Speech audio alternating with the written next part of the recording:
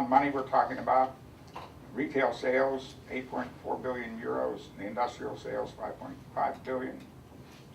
Here's how the workforce is divided up: manufacturing, finance, knowledge, retail. Of these 48,000 retail workers, these are not yet fully integrated, because when they bought up these co-ops, they were consumer owned. So they are gradually, step by step, I think they're about halfway through the process of converting the workers who work for them into full-fledged worker owners of them. So there's a process of change involved. This is the headquarters. This is Mondragon University, some of the other office buildings on the sidelines. Mondragon has got 260 cooperative enterprises related to it. Not all of them are part of its core group, but there's other independent cooperatives, like farmers cooperatives and different things in the area that relate to it, that are allied to it. But the core group are, at present, is 120 different factories. And the average size of these runs about 400 workers. Some of them are in, like Fagur has several different divisions, and there's a total of about 8,000 workers in Fagur. But the main thing to remember is that every one of these 120 co-ops are completely worker-owned. One worker, one vote, one share. The workers elect the governing council of the cooperative. It meets at least once a year, sometimes more often. At present, they're the governing council then picks and hires a management team and names a CEO. The CEOs and the management team can be removed from their positions, but a worker cannot be fired. Once you're in Mondragon, you're there. Here's another way of looking at it. These are different divisions. Here's the financial division, that's the banks over here, Mondragon University and the schools, Roski and all the retail over here. And the industrial group is further broken down to automotive, industrial construction, and so on. Okay, now they're starting to go around the world. Mexico, China, different places in Europe, Brazil. Here they're running into problems. For instance, they set up a new factory to make automotive parts in Mexico. Had about 400 workers in it. It wasn't a sweatshop; it was a fairly advanced modern factory. So they bought building, created the factory, got the workers. Business is going in, so they go meet with the workers and say, "Okay, we want to transform you into worker-owned co-ops," and they explain the whole structure, bloody, went down the whole thing. The response to the workers said, "What's the trick?" They didn't believe. They didn't believe them. Because in their culture, in their understanding, workers don't own factories. Bosses own factories. They don't own the factories. They wouldn't believe it. In China, they set up 9 Fagur factories to make washing machines. Again, they wanted to make co-ops. But here's what they found. They got the factory set up. They got the workers come in. But the Chinese workers, they have different holidays where they go home from. What they found is that every time there was a holiday, people going to and from the factory back to their village, they would lose a huge percentage of their workforce, because on the way there or back, they would find a factory that paid them $0.10 an hour more. They had 65% turnover. With 65% turnover, you can't form a stable worker co-op. They tried to form co-ops in Brazil. They set up factories in Brazil. Brazilian laws on cooperatives make it damn near impossible. Or in Panama, it takes 5 years just to set up a small business. Very difficult. The laws are very different. On a Latin American note, Naomi Klein and Ivan Lewis some years ago made a movie called The Take, where they documented the beginnings of the Fabrica Ocupada movement in Argentina, which the Argentinian law supported. If they found a factory owner who was divesting an enterprise of its machinery, the workers could go in and they could essentially take the factory over. And when the movie was made, they reported something like 200 enterprises in Argentina that had integrated themselves into this movement. Right. And I'm wondering, I mean, could you say anything more about that? Is there a connection between that movement and Mondragon, or is it developing on its own? Or what? They know about each other. Mhm. I don't think that Mondragon is in Argentina at the moment. They are in Cuba and they are in Brazil. Thank you. They have one firm in Cuba that does biotech, one project in Cuba. Actually, I think the one who needs to watch this most is not you guys, but Raul Castro. He's got 500,000 workers he's going to lay off, and he wants to put them to work in co-ops. And he's the one who would benefit most Are the from this Cubans right moving that way? I don't know. I mean, I don't know, but I think they'd do very well. I asked one of the top people at Mondragon their relationship with the various socialist countries, China, Cuba, Vietnam, South Africa. He said, we have relations with them all. We try to work with them.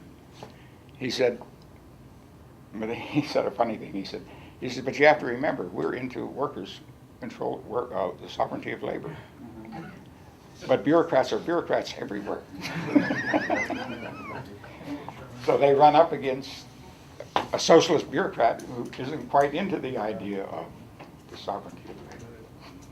So he said, but they keep trying. So they haven't given up on, they work. So they do work in these different socialist countries. And, don't all complex organizations tend in that direction? What's that? Don't all complex organizations to tend toward that direction? Well, Mondragon, as it grew in complexity to deal with the market, had to make changes.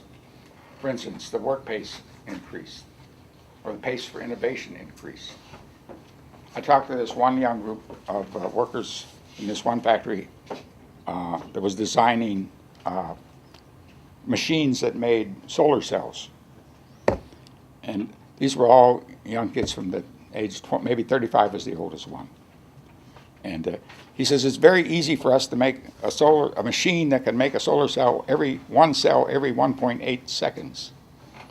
But to make one every 1.2 seconds is very difficult. But that's what the global market is demanding that we do. So, they were intense, working overtime, trying, only like a bunch of young kids can, to try and solve the problem. And they did. I just read the other day they got a huge contract from China.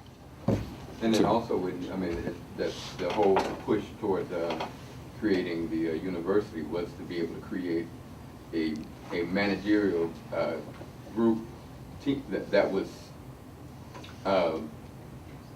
that took an attitude of how do we handle these problems, Right. how do we grow larger and not be as bureaucratic, how do we maintain democratic relationships with from the shop factory floor on the way up, and instead of just going back to a kind of University of Chicago mandate of focus. So they've been doing their own innovation. When I was there on my tour, I had this one Korean guy on my tour, and I found out he was the owner of 4 steel mills in South Korea. And so one night it was just me and him at the bar. So I asked him, I said, "Here's a steel mill owner." He said, "What?" I said, "What are you doing here?" He said, so we got in a long discussion about whether I thought the U.S. could compete in making basic steel with Korea and China. I told him no. I didn't think we could anymore. I said I thought we could compete. We could compete in certain boutique steels. He agreed. But what he said to me in response to my basic question, he said, "What you see here is the most advanced productive forces and the most advanced management techniques in the world." Yeah. The business schools say that all the time. Yeah. He said, "That's what's here." He said, "This is the cutting edge of the most advanced management and the most advanced productive forces in the world. And I need to know this stuff to run my steel mills well." Have they explored other parts of Africa or just South Africa? They don't have that much of a systematic relation with Africa. They have I think they have some discussions with the people in South Africa, and they have like a foreign, part of their international solidarity, their wider solidarity program is that they have like teams of young people building roads in Mozambique right now. just for, as a kind of foreign aid kind of thing. And So- that's paid for out of the, Let's pay it out of the general fund. okay. Right. Carl, how many of the workers are in the Basque Country versus scattered around the rest of the world? It's about 70%, 75%, 70 to 75% are in the Basque Country or Spain. So that's a pretty close environment, so if you got laid off this plant 15 miles away, you might be able to get it, so it's not like. In fact, one of the guys said, he says, right now, he says, what happens when the majority of our governing council are from Asia instead of the Basque Country? Right. This is an interesting problem. We don't know the answer. I mean, you could get laid off at Jones and Lockland in Pittsburgh when they shut down, but you couldn't go to Sparrows Point because That's it's too right. far to move. That's right. USW has the strong interest. They went over there. They signed an official agreement with, they're the largest industrial union in the U.S. Mondragon, the largest worker cooperative in the world. And what got the steelworkers interesting was this firm, Gamesa. These are wind turbines. Gamesa manufactures wind turbines. They have 3 plants in Pennsylvania. 100%, they're new plants. That's a Mondragon plant? No, Okay. they were good friends of Mondragon. No, they lived in the same area. The U.S. rep for Gamesa was also the U.S. rep for Mondragon. Okay. So when the steelworkers were saying, this is great, when they got these plants going, he said, well, why stop here? Why don't you guys think about Mondragon? And he said, well, what's Mondragon? So he said, well, let me tell you a story. And he took them over there. And those are USW Yes. plants? Yeah, these are all USW plants. That was the deal. They got support from the state of Pennsylvania. Gamesa came in. My only complaint about it is why Spanish capital? But that was the deal. So Governor Rendell, the Steelworkers Union, Gamesa had to agree to not interfere with union elections. So naturally, the workers 100% voted in the USW. This woman, Gail Richmond McLaughlin, she went on my tour. She's a Green Party mayor of Richmond, California, which is the more industrial town in the Bay Area. So she was on my tour. She signed a formal agreement. She's interested in green co-ops. This is young kids making solar arrays. And she's interested in forming these kind of cooperatives in the Bay Area and using Mondragon as their consultant. So those are the 2 biggest direct influences of Mondragon in the U.S. Here's some of the other ones. These are a little more indirect. Cleveland,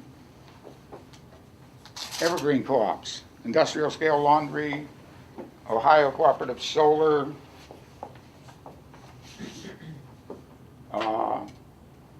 Neighborhood Gardens. These are co-ops that are being formed in Cleveland. It's a little different than the Mondragon model because what was happening is these Cleveland foundations, like one called the Cleveland Foundation, for years, there's a very poor area in Cleveland, unemployed, high degree of ex-offenders, dire need of employment. So for years, they have been putting these people through job training programs. So you go through a job training program, you get a certificate, and you come out and what? No jobs. So you go through them again. So they got sick of it. They got sick of funding these training programs for which there were no jobs. So they got together a crew and went over to Mondragon. And so they came back and said, instead of spending our money doing job training programs, let's create some worker-owned businesses. So that's what they're starting. There's 12 more on the drawing boards. The Arizmendi Bakeries, that named after Father Arizmendi. There's about 200 workers in those. I think they have 6 outlets. In Cleveland? No, in the Bay Area. Oh, there. It's like, there are fancy bakeries where you get very high, healthy, very good bread. And the front end of them are like upscale pizza shops. And they keep winning all these awards for the best places to eat in the Bay Area. Anyway, they follow them, and they just created a second-degree co-op of their own to run their finances jointly, a financial co-op. It's part of it. So that's not it. Union Cab. If you saw Michael Moore's movie, you saw about Union Cab. They're 200 cab drivers in Madison, Wisconsin, who are a worker-owned cooperative. And the head of that was on my tour. So they're another example. This is one I worked on in Chicago, Austin Polytechnical Academy. I had become first interested in these because I had was active in the plant closing movements back in the 1970s. The area I come from, Western Pennsylvania, was devastated. And so we fought all kinds of battles to try to stop plant closings or to have workers take over factories. One in particular was called Stuart Warner, 5,000 workers. We organized everyone, Coalition to Stop Save Stuart Warner. We had the union, we had all the majority of the aldermen in the city, we got the congressmen, we got even Mayor Daley. We lined up like $27 million in capital to leverage to buy them out. It was all set to happen except at the very end. When Nitty finally got down to gritty, guess what happened? The UE, the union, pulled out. Said, we're not interested in learning how to run capitalism better than a capitalist. And so the whole coalition fell apart. Did they give a reason for that? That was the reason. That was it, eh? We are not interested in learning how to run. We are a trade union. We represent our members against capitalists. We are not in the business. That's been a We conflict. mean union bureaucracy. No, that's what the UE said. That's an example of what it was To their talking credit, about. let me say to their credit, I think they have now changed their tune a little because they were involved in the Republic Windows takeover. Yes, that's right. So there they were interested. So there they did work to find a new owner to come in and buy it. They didn't buy it up themselves, which would have been a very interesting idea. But they at least, During the Wilson administration, when companies were moving from the owner-manager, Yeah. the Rockefellers and the Carnegies and all that, to a paid professional management who were workers, a decision had to be made. And in the Wilson administration, they decided that the economy would be run by business, the corporate interests. And that the labor would focus on wages, hours, and working conditions. And that's been pretty much the division of responsibility since. it doesn't have to be that way. For instance, in Quebec, the labor unions have taken over what they call called capital strategies. Traditionally, labor unions have stayed away from capital strategies. Capital strategies that's management's job. But in Quebec, they've decided no. We want to help develop the social and solidarity economy of Quebec. The regular capitalists are not developing jobs of the kind and the type that we like most. So they took their money, their pension funds, out of the control of the banks that they were deposited in and took over the control of their own pension funds. So that serves as sort of like cabal laboral for them. So they have a source of capital that they can then, I think the first thing they did was they used it to fund a whole chain of daycare centers for women workers Couldn't you as imagine, businesses. like, for the large unions, like the machinists or the auto workers, couldn't they have used their pension money to buy their way onto boards of directors of the companies in their industries? Absolutely. In fact, they could not only buy their way on the boards of directors, they could use the money to set up worker-owned firms themselves, where they are the boards of directors. I would say that there's a faction in the Chinese Communist Party called the New Left faction, which is also very interested in Mondragon for the same reasons. What proportion of Mondragon's workforce is made up of non-owners? And also, if there are capitalist firms that are outsourcing work to Mondragon, doesn't that, in the future or even the present, lead to some level of accommodation within the existing system? Because if you're outsourcing production, it means that you're going to shed labor to do that, even though you're sending it to a labor-owned enterprise. But isn't there some type of problem there? Yes, there's a problem, obviously. And also, there's a problem with trying to subsidize economic production at Mondragon by using essentially workers, alienated labor Right. in this.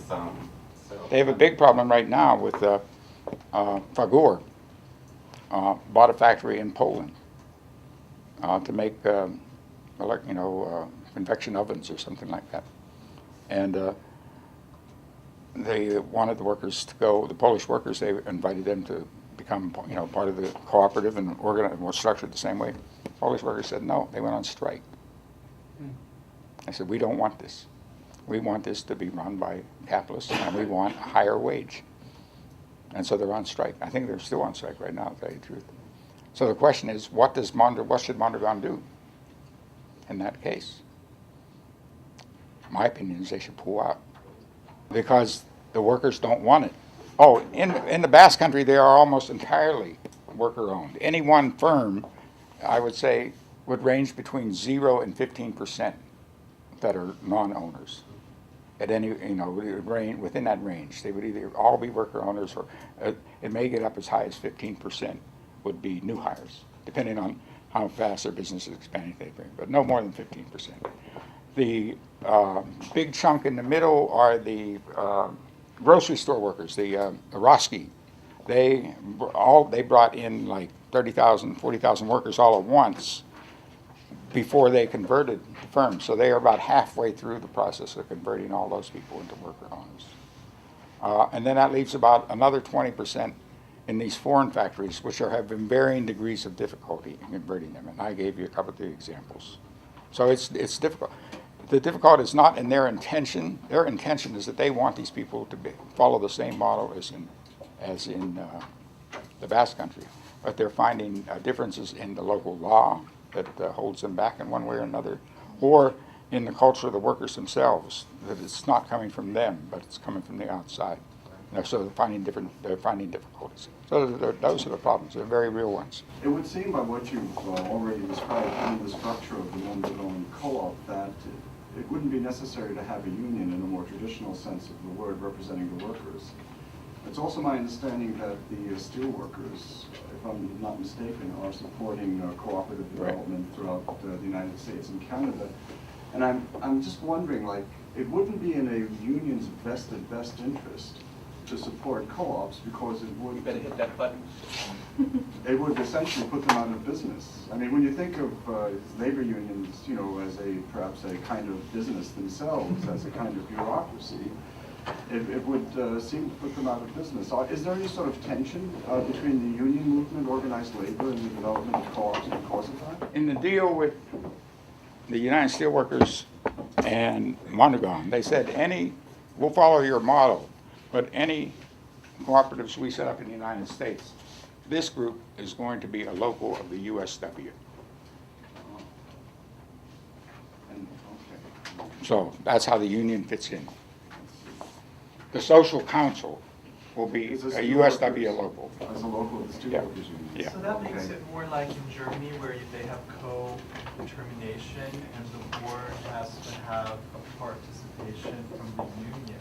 It's more like there's a printing shop in Boston. This is on a very small scale. There's a Red Sunset or Red Sun. Yeah. They're a UAW local. So but they're also 12. I think there's 12 or 15 guys work there. 15. Yeah. Each one, they all have a share.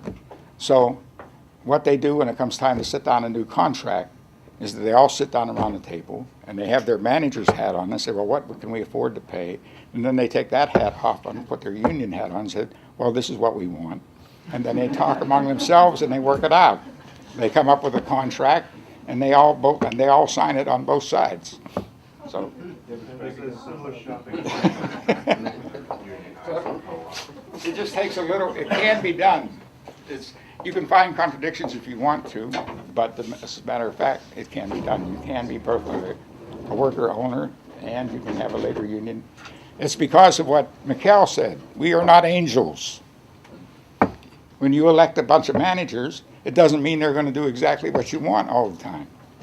You may get some people up there who decide. Are the managers shareholders as well? The managers are shareholders as well, but the same equal share. Right. Americans rank at the bottom of the advanced industrial world in education. How do the workers with the Mondragon Cooperatives rank educationally within Spain and within Europe? I would say that I don't know the exact answer, but I would say that from what I saw, they're a little bit ahead of the game. Their conditions are a little bit better Their living conditions are about 15% better than the average in Europe. And the Basque, as a people, are very intensely engaged in. See, if you're a Basque, there's two ways to see this. One way is to see it as a worker co-op, and you're building workplace democracies as you're part of the working class. But a lot of Basques see this as what they are doing in Mondragon is building the productive forces of an independent Euskadi. They are making the basis for an independent nation that someday will either have full regional autonomy or even national independence. And so people go at this with a kind of national pride. And so that's why students like to go to Mondragon University and all these things. They have a kind of ideological and national commitment to it as well. Does that come at odds with the, I mean, besides just the Basque separatism, does that put Mondragon at odds with the Spanish national government? Or? They have the official position of the Mondragon Cooperatives is that they are nonpartisan, which does not mean anti-partisan. What it means is that within any given factory, you'll find the workers belonging to 5 or 6 different socialist, communist, nationalist parties, from left to center. Some of them have had fierce conflicts in the past. Some of the ETA people have killed and actually assassinated one of the Basque managers who was a member of the Socialist Party. This caused heavy consequences. The masses in the Basque country right now are telling ETA, cut it out. We're sick of it. It's sort of like when the Irish mothers told the IRA, cut this shit out. We've had enough. We don't want any more violence. Learn to live with each other. So that's the dominant mood right now among the left and the nationalist forces in the Basque country. That's the story of Mondragon. I think it's interesting to me in 2 ways. The first is it's like a platypus. You know, it's not supposed to be there. Here's a mammal that lays eggs. You know, according to socialist theory, anarchist theory, and capitalist theory, it's not supposed to be there. It's supposed to be failing. But just like the platypus, it's there. There it is. And platypuses keep, multiplying and surviving.